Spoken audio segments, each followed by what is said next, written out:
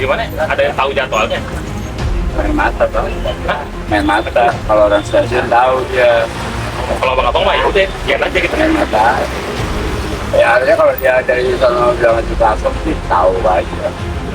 Untungnya sih deket deh sama stasiun. Supaya bang, karena mereka dapat-dapatnya main dikit juga semeter. Pernah gitu.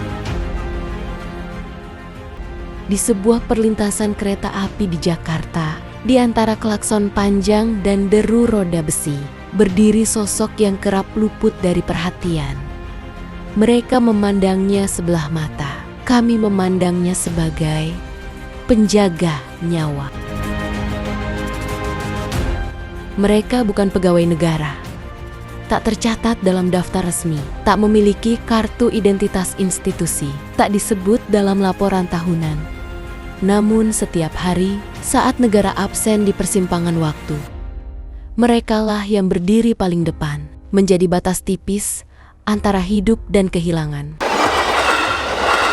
Dengan bambu sederhana, mereka tak mengandalkan sistem, tak menunggu instruksi pusat, hanya kepekaan yang diasah oleh pengalaman dan tanggung jawab yang lahir, bukan dari kontrak, melainkan dari kepedulian.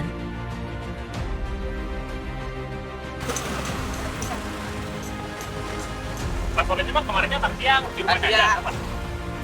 Iya, jam 12-an.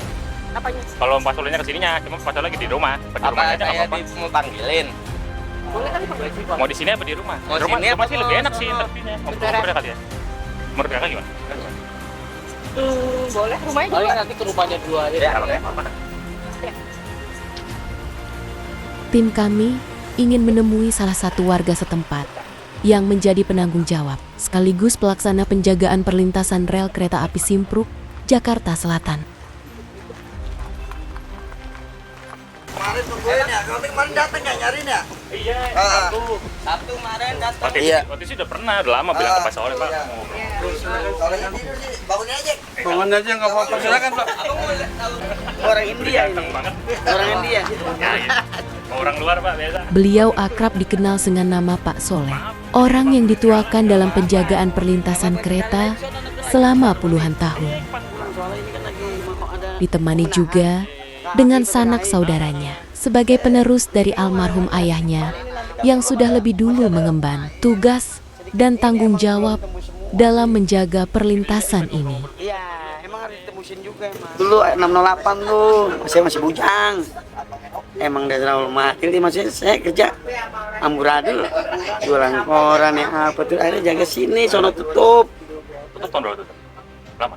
Dari zaman bujang juga? Iya, tutup masih bujang saya. Hampir mah dari zaman Belanda ya.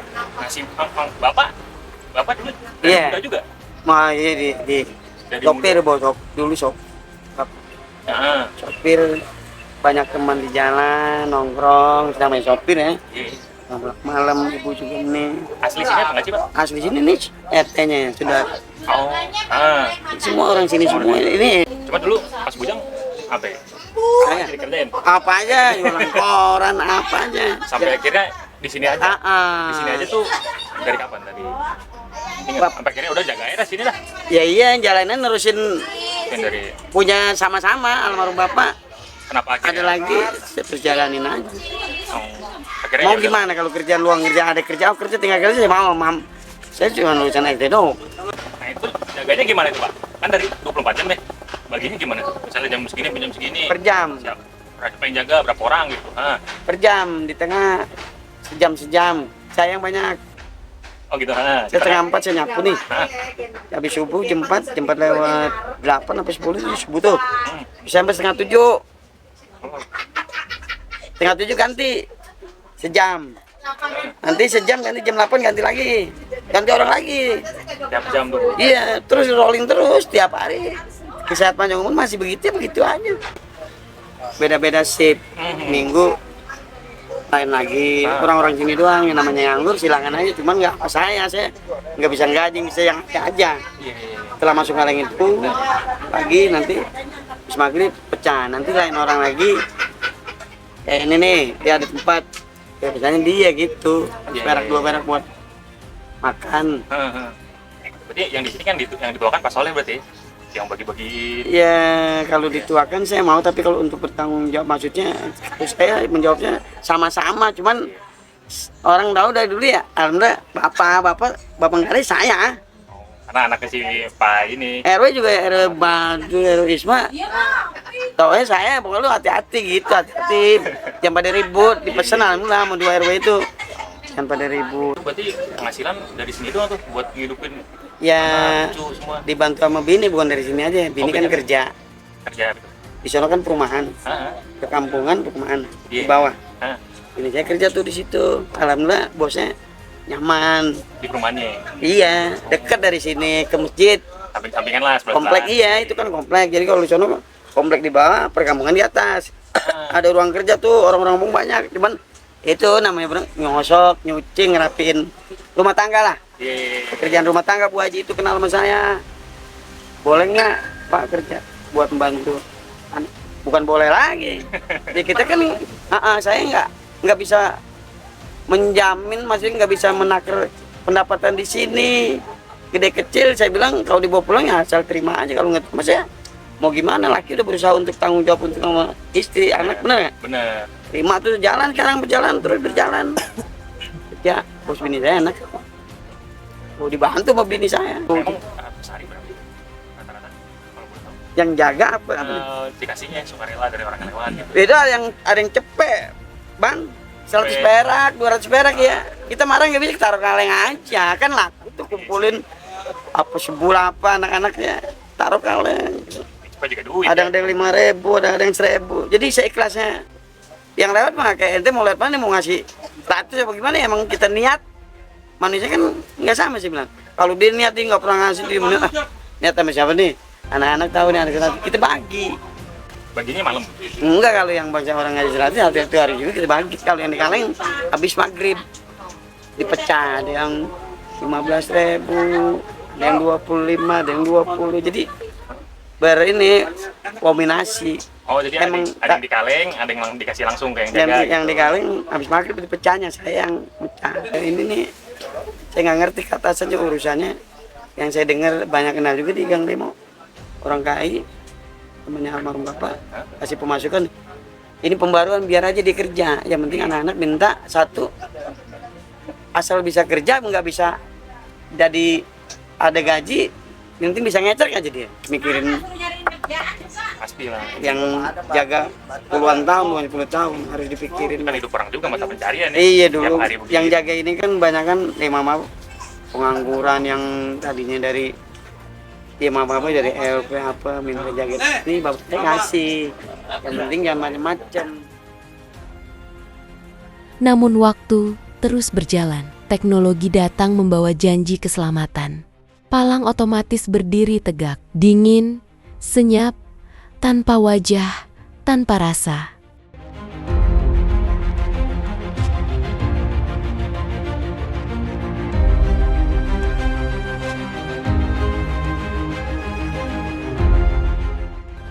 Sistem baru dipasang, tanpa tanya, tanpa dialog. Keselamatan menjadi urusan mesin. Sementara manusia yang selama ini menjaga, perlahan tersingkir dari persimpangan hidupnya sendiri. Jadi awal mulanya peresmian yang di Tanah Abang tuh stasiun. Duluan. Ya, ternyata anggaran dari peresmian yang di sana lebih banyak, ya kan? Iya. Jadi biar itu tuh anggaran istilahnya kelihatan, enggak kelihatan emang itu anggaran larinya kemana-kemana. Akhirnya yang di sini yang manual dihantam jadi otomatis. Tuh, makanya survei cuma 2 kali tuh mereka pada datang. Awalnya dia datang survei bla bla bla bla, nggak ngomong kalau bakal dibikin otomatis. Cuman ngukur sana sini, saya pikir mau pelebaran kan. Enak kalau kabar main. Nah, begitu datang baru pada ngomong. Kroco-kroconya kalau petingginya mah kagak pada mau ngomong. Bang, maaf nih bikin begini. Sorenya langsung eksekusi. Babatin dulu dah tuh pohonan. Buat bikin nanti yang sekarang di pelur buat pos tuh. Pohonan itu dibabatin. Cuman digali juga satu ke sini udah digali. Iya. Kabel. Itu kan rebo. Iya. Itu pas lagi kejadian pas di baru pertama itu rebo tuh. Habis dia survei langsung dia eksekusi, sorenya tuh babatin tanaman dulu buat bikin pos. Nah, baru kemarin kan dari hari Sabtu Enggak, Jumat Sabtu itu baru ada penggalian buat nanti buat palang pintu. Itu sempat saya komplain juga, palang pintu yang di sebelah sini yang mau arah masuk sini tuh. Kenapa? Karena awalnya itu terlalu ngambil ke sisi buat keluar masuk kendaraan. Itu saya komplain, saya kasih solusi kenapa nggak di seberangnya aja kalau mau digali, jadi ujungnya di sini. Dia bilang emang bener sih standar SOP buat rambu harus ada sebelah kiri karena pengendara dari itu, jadi harus sebelah kiri. Ada SOP-nya gitu ya? SOP rambu untuk rambu-rambunya ya kalau menurut dia. Terus saya bilang oke lah, cuman kalau emang nanti kalau ada komplain dari warga saya angkat tangan. Nanti saya udah ngasih, akhirnya dia ngasih solusi tuh malamnya Pak Rahmat ketemu saya, dia ngasih solusi. Untungnya masih mau musyawarah lah ya. Nah, Masih mau dari dia bilang ya biar sama-sama enak kita cari jalan terbaik. Akhirnya dari sana dia mau geser kemari. Ya udah saya juga silakan, yang penting nggak ada komplainan dari warga. dari mereka rencana rampungnya apa nih, Pak? Kalau kemarin Cepet juga sih, nggak ada saya kemarin sore nih saya ke stasiun sama Bang Soleh. Cuman itu yang saya temuin bukan kepala stasiunnya, Dia orang masih lapangan. bawahnya, cuman dia orang lapangan. Kan saya bilang Dia juga dapat info antara Rebo atau Kamis ini itu mau peresmian. Saya bilang, bos, kalau mau peresmian lusa nggak mungkin. Itu aja belum apa-apa. Iya sih, saya juga bingung. Saya dapat infonya seperti ini, Bang Ucok, kata dia. Ya nggak mungkin sih. Ya, dia juga pusing karena ditekan dari atasan harus rampung. Sedangkan pekerjaannya aja, kalau kecuali apa Bandung Bondowoso sehari itu bikin candi kelar ya kan semalaman. Iya. proyek bikin candi. Iya, ini yang kerja cuman 2 orang. Juga nanya kan sama mereka sama petinggi-petinggi yang sering pada kemari lah. Pak, ini gimana nasib anak-anak yang sebelumnya pada di sini? Lama lagi. Iya, saya bilang gitu kan. Hidup Ini dari enggak setahun 2 tahun enggak. Ini udah pada puluhan tahun, Pak, mereka. Kita orang di sini. Tolonglah. Saya minta adalah yang dipekerjakan 1-2 orang. Saya bilang gitu kan. Ya, itu kan pasti ada kriterianya. Kalau emang lolos verifikasinya ya silakan. Cuman kan sampai sekarang nggak ada. Cuman oh ya nanti saya sampaikan ke atasan. Oh iya, nggak belum dijawab. jelas, ini masih ngambang. Tapi saya bilang, terus gimana kalau emang udah jadi nggak ada ini? Masih bisa ngecek nggak? Maksudnya masih anak-anak masih pada Kayak biasanya. Dua, Iya. Dua dari sana ada, dari sini ada. kata dia silakan. Nggak apa-apa dia bilang gitu. Kami juga kan ngebantu.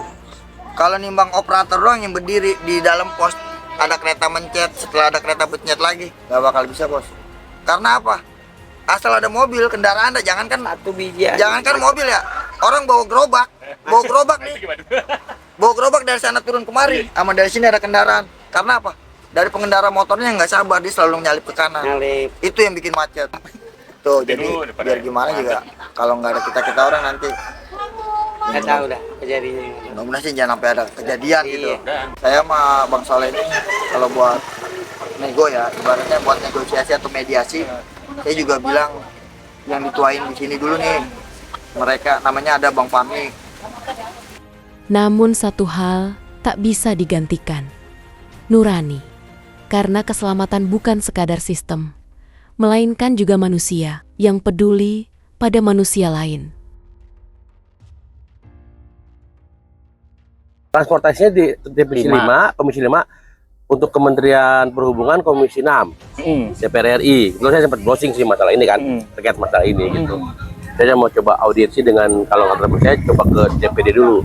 DPD ini kan perwakilan dari DKI, yaitu perwakilan Dewan dari Provinsi DKI. Yaitu yang menyangkut permasalahan di lingkungan. Jadi saya coba ke itu dulu, ke mana? Ke DPD dulu. Saya lagi bikin surat memang, bikin surat ke DPD untuk audiensi permasalahan ini nih.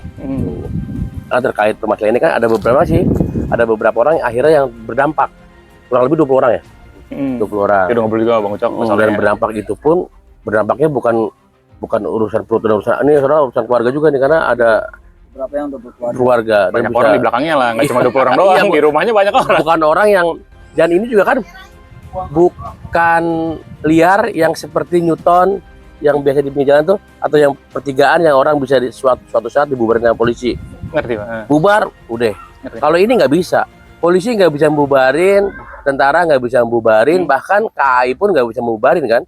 Kalau ini emang bener-bener yang harus dijaga gitu. Karena kita ngerasa dari awal itu ya warga yang jaga dari tahun 80 ya, Puluhan tahun lagi ya. puluhan tahun, dan tidak ada perhatian khusus dari KAI. Artinya tidak ada suatu apresiasi dari KAI untuk Mereka yang penjaga. Misalnya tiap bulan kasih apa sembako atau Idul Fitri kasih sembako kan enggak ya. Gitu. Makanya begitu akan direhab untuk menjadi palang pintu otomatis, ya kita semua bingung aja bergerak. Saya juga berharap yang datang nanti dari KAI bukan dari yang stasiun KS, yang mereka tuh cuman nanti saya sampaikan enggak. Saya maunya yang dari divisi yang benar-benar aset.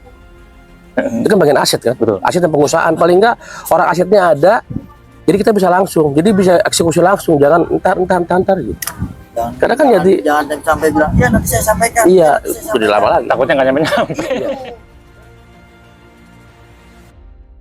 Karena keselamatan bukan hanya soal mesin yang bekerja, melainkan juga manusia yang pernah menjaga dengan sepenuh rasa. Mereka bukan sekadar bagian dari masa lalu, melainkan cermin bagaimana kita memperlakukan peran yang tak tercatat, namun nyata. Lalu, siapa yang menjaga para penjaga?